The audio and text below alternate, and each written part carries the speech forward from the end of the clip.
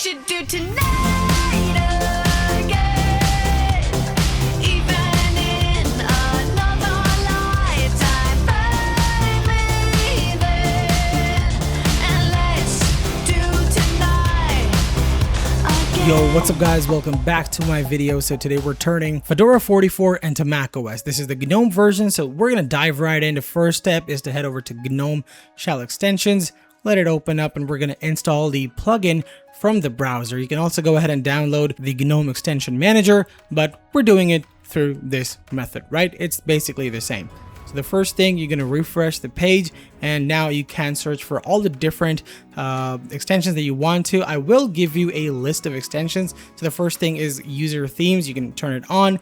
Basically, it will install the extension, and these are the extensions that you would actually want to have downloaded onto your computer.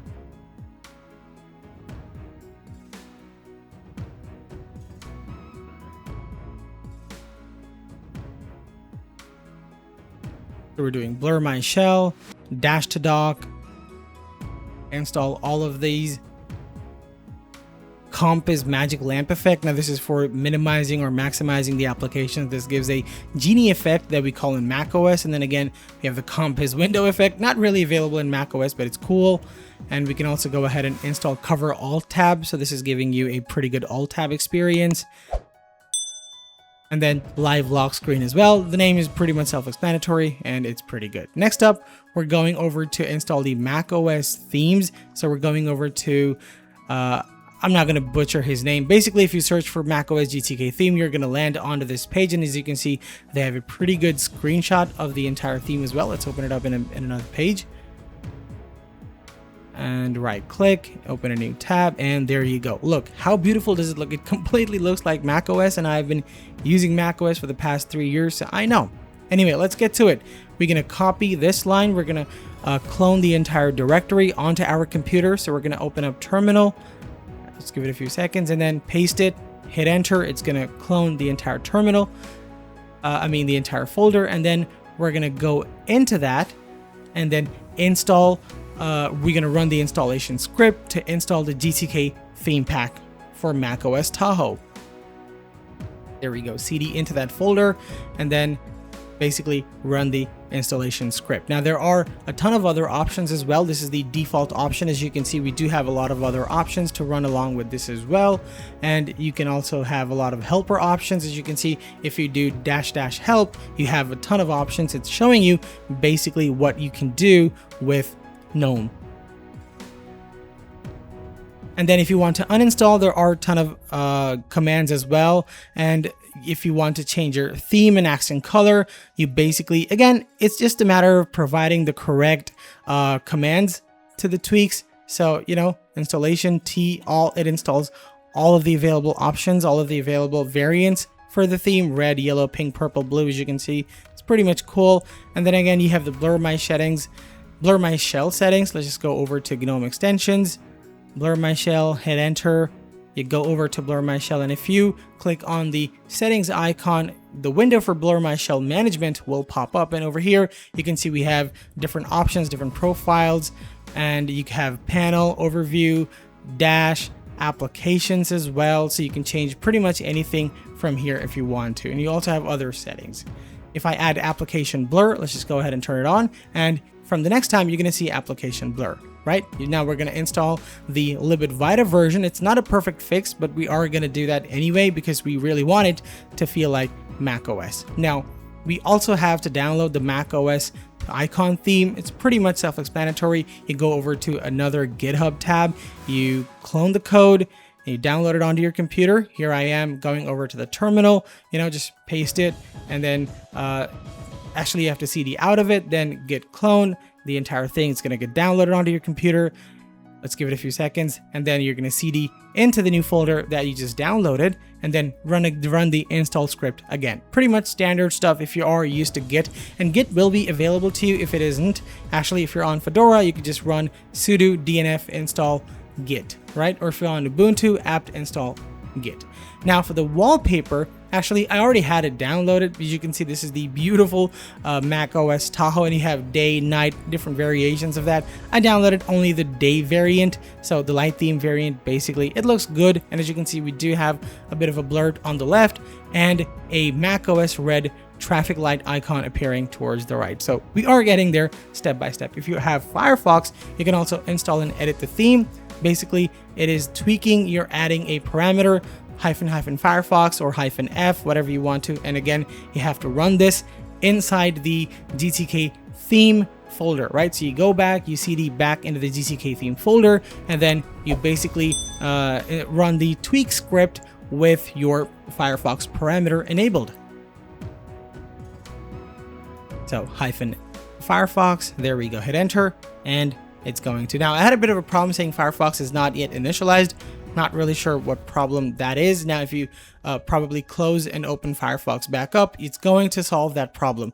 Next up is installing the GDM theme. So basically, again, you have to add a parameter -G or -GDM with the tweaks to install this as a to install the GDM lock screen, welcome screen, whatever you call it, right? It's the same thing. So hit enter. And also, if you want to set the wallpaper, you have to go over to, you have to point to the wallpaper location. So download /MacTahoe.jpg, and you're going to set it as the background for GDM. That's pretty good, right? It says GDM theme has been installed with the wallpaper of our choice. Now you can also don't darken the background, don't blur the shell, etc, etc. And if you have fix for Flatpak, we are going to go ahead and run this command to enable the Flatpak fix for GTK4 as well as GTK3. So let's go ahead and paste it into the terminal, hit enter. Within a second, we are done. But if you actually have to connect Flatpaks, you are going to have to run this with the parameter. So you have to do /tweaks.sh and then -F or --Flatpak to actually run it and to connect your GTK themes to the Flatpak. Let's go back to software. Now we're gonna install GNOME Tweaks. GNOME Tweaks is very important. It gives you advanced options that is not available in Tweaks, so we're gonna, and not available in GNOME. So we're gonna open up GNOME Tweaks after it installs. Give it a few seconds. Extensions has moved. Ignore the warning, basically. And now, as you can see, it's starting to look like macOS. From here, you can change fonts, appearance, sounds, a lot of different settings, basically. So inside fonts, as you can see, we have interface, document, and monospace text. Now, the best themes for font is probably SF Pro, San Francisco Pro. That's the best for macOS. So you can just search to download the SF Pro themes on Google, go over to this link from GitHub, and basically clone the entire repository. Again, if you don't know what cloning means, which is what we've been doing all along. So basically downloading the entire folder onto our computer to access those fonts. I'll let it download in just a few seconds, and there you go. So what you do is now you have to head over to your file manager and then press Ctrl+H to enable all of the hidden files and folders on your computer. And now you have to go over to the .local folder. Inside local, go over to the share folder, and if you don't find a fonts folder in here, you will have to create a new folder with fonts in all lowercase. Now open a new tab, go over to where you had the fonts downloaded, basically the San Francisco Pro fonts. Basically hit Ctrl+A, accept the README file, and then paste them inside fonts, right? Once these are pasted, and you probably have to restart GNOME Tweaks, close it, let's open it up again, and you are going to see all the fonts available in your GNOME. As you can see, if I click over here, I get all the multiple different San Francisco Pro fonts. You can choose the fonts to your liking. Let's just go ahead and select that, and you can also change the document text and the monospace text as well. Now, for appearance, you have to change your cursor. Now, let's change it over to MacTahoe Light. For icons, we downloaded the icon pack, remember? So you're going to have to choose MacTahoe Light. For shell, you can choose green, yellow, orange, whatever you really want to. And you have to do the same thing for the legacy applications. You would want to match these two, so this has to be orange as well if you wanted to keep consistency. Now for the background, I only had one wallpaper downloaded. Basically, you could do whatever you want to from here. Let's go ahead and select MacTahoe. And for the dark style image, if you had the dark style wallpaper downloaded, you would go ahead and select that. I didn't, so basically I'm going ahead and choosing the same wallpaper. for system sounds, you have that. For mouse and touchpad, you can change settings if you really wanted to. Now, the most important thing is going over to Windows, and inside here, you would actually want to enable the title bar buttons for maximize and minimize, and then port them over to the left. And now it's really looking like macOS, right? How cool does that look? Let's just see, right? You have different settings. It really is starting to look like macOS, and you do have other window focus applications and startup applications as well. So you could go ahead and enable those if you really wanted to. Now let's go over to Blur My Shell, and you can also change the Blur My Shell settings.